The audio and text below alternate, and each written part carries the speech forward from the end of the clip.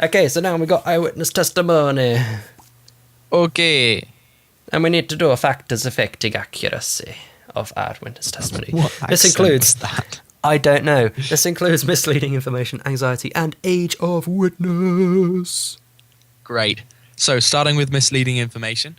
Loftus and Palmer. Classic. Very nice chaps. Classic. Loftus was a woman. Very nice lady.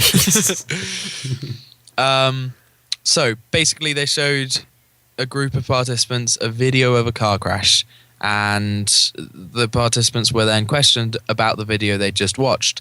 In one group, in one condition, they were asked the question, how fast was the car going when it bumped the other car? Mm-hmm. And in another condition, they may have been asked, how fast was the car going when it smashed into the other car? Yes, there were, in fact, 5 different conditions.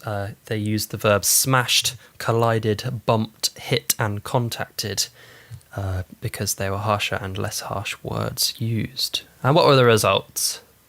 The harsher the word, the higher the speed they thought the car was going.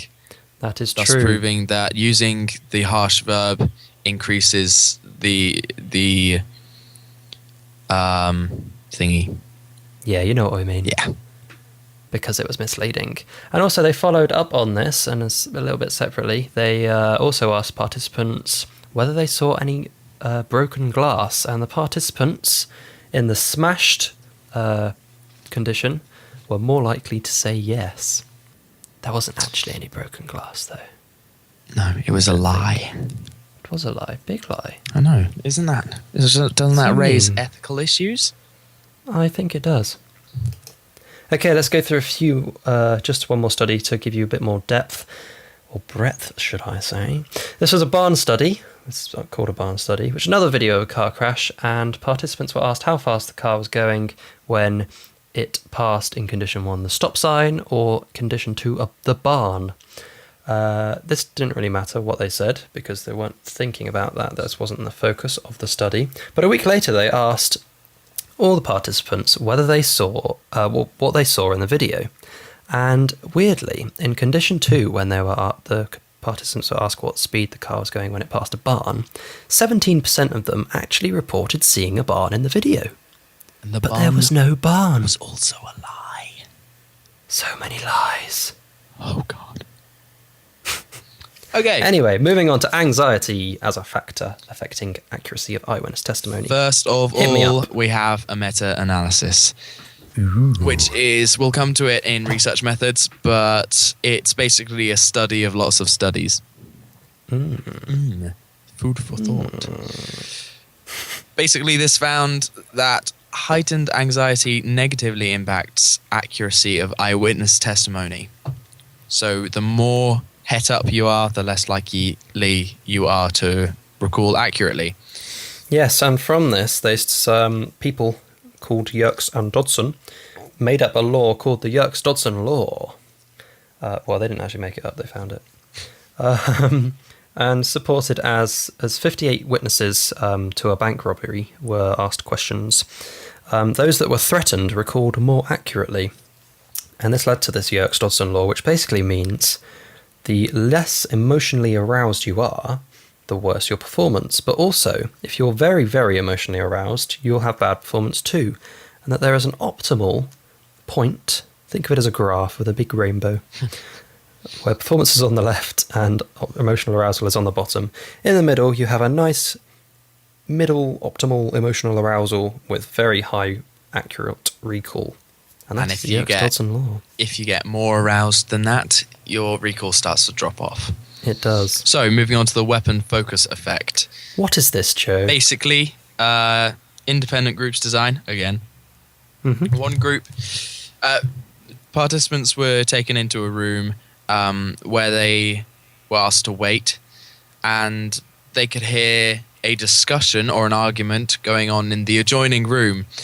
Now, in condition 1, a man came out of the room with a pen that was covered in grease. They did.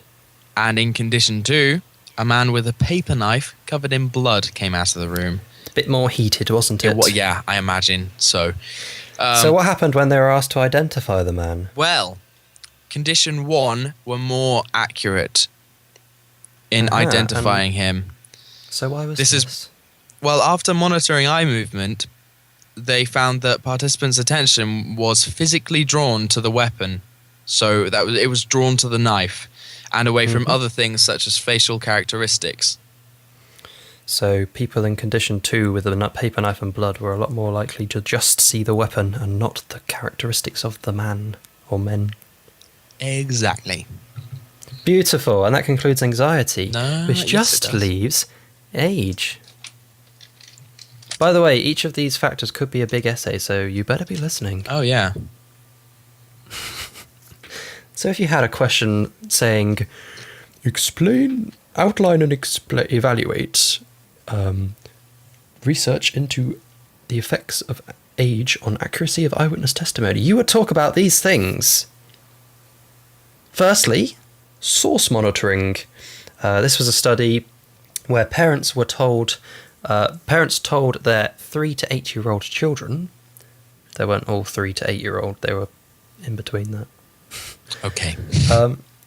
A story including information about scientific techniques that they were also being taught in school. What an awful story. Yeah, it was probably a bit of a boring story, but hey, that's what it's come to. What we do for science. All in the name of science. Anyway, when they were asked where they got their information from after all of this, the younger children, so the 3-year-olds, were unable to identify where they got the information from. Whereas the older children could.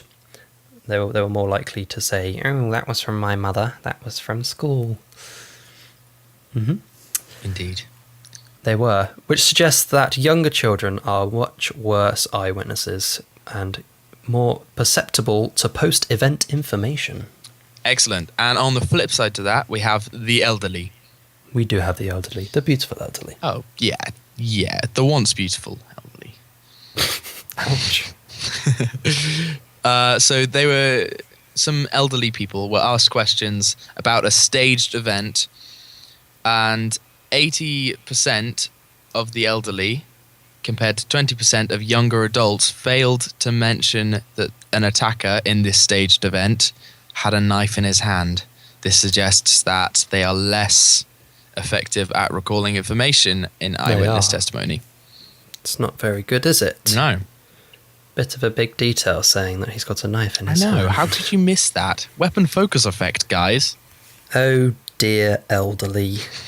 Disappointing. Anyway, finally, in your essay, you could write about this study on 3 different age groups. There was a young age group, a middle age group, and an elderly aged group. And 24 images from each of the age group were placed in front of them, and each of the age groups were asked to rate each picture for attractiveness. And then after a distractor task, 24 more photos were added. And the corrected recognition rates, so after the distractor task, showed that young and middle age groups were significantly more accurate to what they said before the distractor task, whereas the elderly weren't as accurate. But what was also surprising was that each group were more accurate for the photos of the same age group. Exactly. So if you happen to see a crime where someone of the same age of you is committing it, you're probably going to be more accurate if you are asked about it.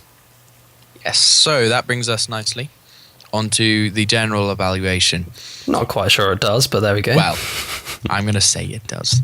So, okay, what are the strengths of eyewitness testimony and these factors? It was a lab experiment. So it allows experimenters to have high control over the variables, and it makes it easier to prevent extraneous variables. Yes, because a lot of these supporting studies were lab experiments, which also means they're highly repeatable and reliable. Indeed. But there are weaknesses to these lab studies, are there not? There are. First being, they were lab studies. which means that they're susceptible to demand characteristics, i.e. you go into a lab and you feel a bit intimidated and you feel like people might behave how they think they are supposed to rather than how they would naturally. Things called demand characteristics. Yes, and also experimenter bias. Yes, because the experimenters obviously wanted to find something. Yes. So, and the irrefutable fact that lab studies lack mundane realism. They do. Not quite real, is it? No. So it's low in ecological validity. It is, but other weaknesses aren't just because of their lab studies. It's the fact that people have individual differences. So not all participants in these eyewitness testimony studies were predictably affected by misleading information. So, different participants can maybe just be very accurate, or maybe just very not accurate, because that's them. And also, there are some people that are just generally more likely to accept misinformation, and those people share some characteristics. For example, they're generally poorer. They give generally poorer recall for the event, not just the elements associated with misinformation. And also, they have high scores on measure of empathy, as in they're good at identifying with the mood of other people. Okay. And that concludes this third section of cognitive psychology. 2 left.